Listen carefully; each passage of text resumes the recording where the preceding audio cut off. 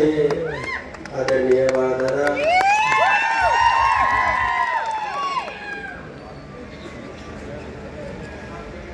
ज्यांचा आपण गेल्या 6 महिन्यापूर्वीच गवगवीत असं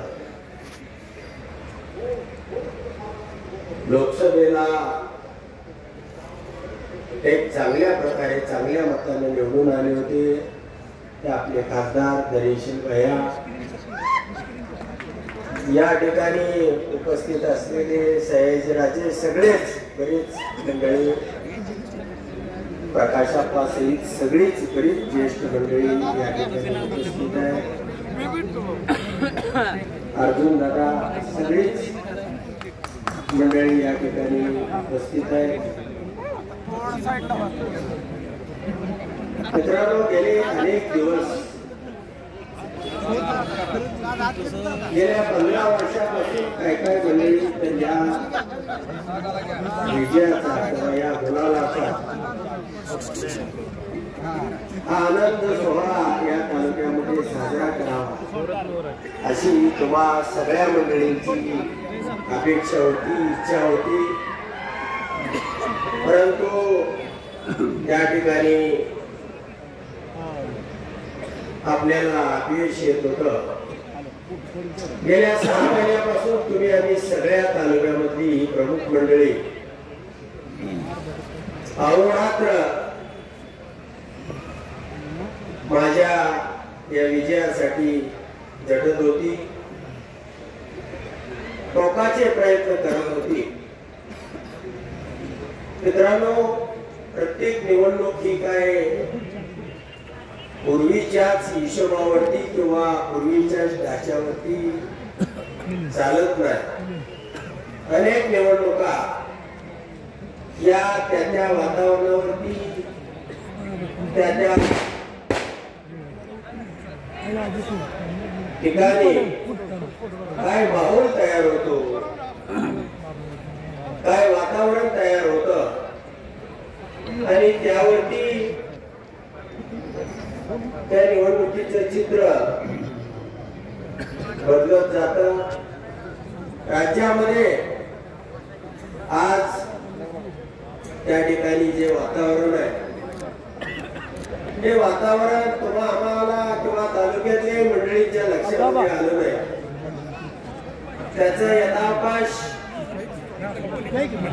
आपण विश्लेषण करू तुम्ही गावागावामध्ये गेल्यानंतर त्याचं विश्लेषण करू परंतु त्याचं दुःख नाही आपला जो आनंद आहे तो निखळपणानं आपण सगळ्यांनी घ्यायचा आहे हा विजय या तालुक्यातल्या सगळ्या जनतेला प्रमुख कार्यकर्त्यांना मी अर्पण करतो आणि गेल्या अनेक दिवसापासून आपल्या जिल्ह्यामध्ये जवळजवळ करमाळा माढा सांगोला माळशिरस आणि मोहोळ अशी 5 उमेदवार आपल्या महाविकास आघाडीचे विजयी झालेले आहेत या तालुक्यामध्ये अनेक प्रश्न आहेत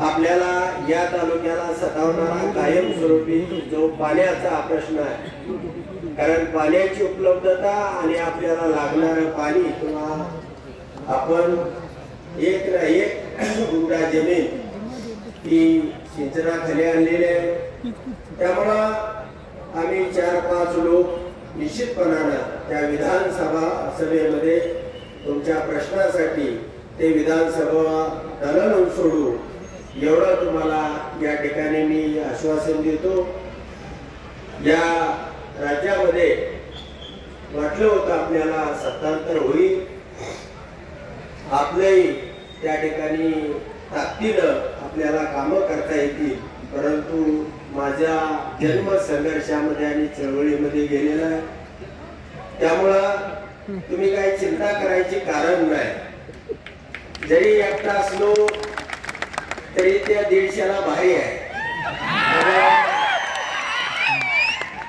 तुम्ही बिलकुल चिंता करू नका थोडंसं मला या ठिकाणी पार्श्वभूमी सांगायचे माझा म्हणजे राजकीय प्रवास हा चळवळीमधून झाला.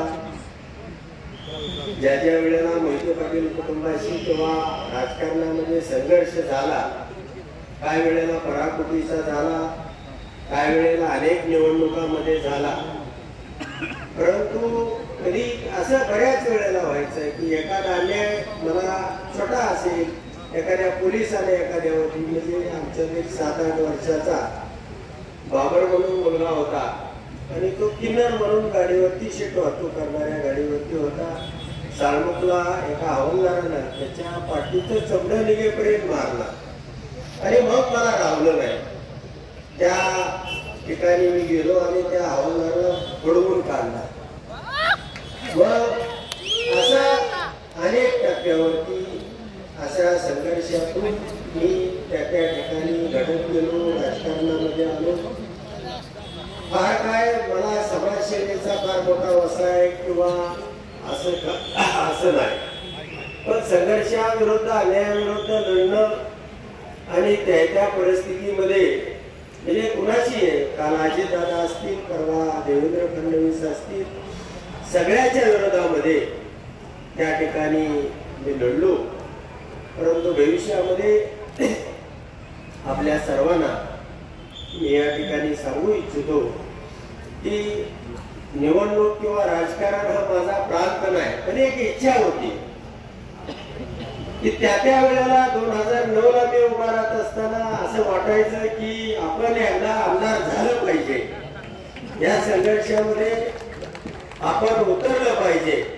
आणि म्हणून निवडणुका हे माध्यम होतं, त्या माध्यमातून मी निवडणुका लढवत आलो. अनेक वेळा अनेक ठिकाणी पराभव झाला, परंतु त्या पराभवामध्ये आपण कधी खचलो नाही. सातत्यानं हा संघर्ष करत राहिलो. परंतु एक वेळ ही विजयाची संधी कधी ना कधीतरी आपल्याला मिळेल. आणि निश्चितपणाने तुम्हाला या ठिकाणी सांगावं वाटतं की भविष्यामध्ये मी निवडणुकीमध्ये उभा राहील न राहील, माझी एक इच्छा होती म्हणून मी त्या ठिकाणी ही निवडणूक लढलो. 5 वर्ष तुमच्यासाठी ताकदीनं काम करून अजूनही काही करू. आपल्याला समाजसेवेची आवड आहे, आपणही पुढे या. काही दुरुस्त्या झाल्या असतील, काही ठिकाणी अडचणी झाल्या असतील, आपण त्या दुरुस्त करू, ताकदीनं आपण पुढे जाऊ. पण या तालुक्यासाठी येणारी 5 वर्ष आपण सातत्यानं तुमच्या सर्वांच्या कल्याणासाठी जे जे करता येईल ते ताकदीनं करू. ज्या ठिकाणी आपल्यावरती अन्याय होतोय त्या ठिकाणी संघर्ष करू.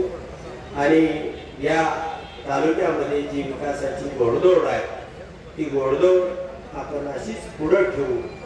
आणि आपल्या सर्वांचं ज्या पद्धतीने आभार मानतो त्याच पद्धतीनं मोहिते पाटील कुटुंबातली जवळजवळ 8-10 सदस्य हे रात्रंदिवस या विजयासाठी झगडले. आता मतदानामध्ये कमी जास्त झाला असेल तर त्याच्यामध्ये दोष कुणाचाच नाही, दोष हा लाडक्या बहिणीचा झाला. परंतु त्याला इलाज नाही. आपण घरी गेल्यानंतर आपल्या सगळ्याला तपासणी करावी लागणार आहे, हे आपलं कुणीच ऐकलं नाही. त्यामुळं प्रत्येक निवडणुकीमध्ये वातावरण तयार होत असतं, ते करण्यामध्ये त्याला यश मिळालं. परंतु मित्रांनो, हरकत नाही, आपण भविष्यामध्ये सुद्धा चांगल्या पद्धतीचं काम करू. जे जे चांगलं करता येईल ते निश्चितपणानं या ठिकाणी करू. या सगळे या ठिकाणी प्रमुख कार्यकर्ते सर्वांचं पुन्हा एकदा मनापासून जाऊ दे नाही पुढं.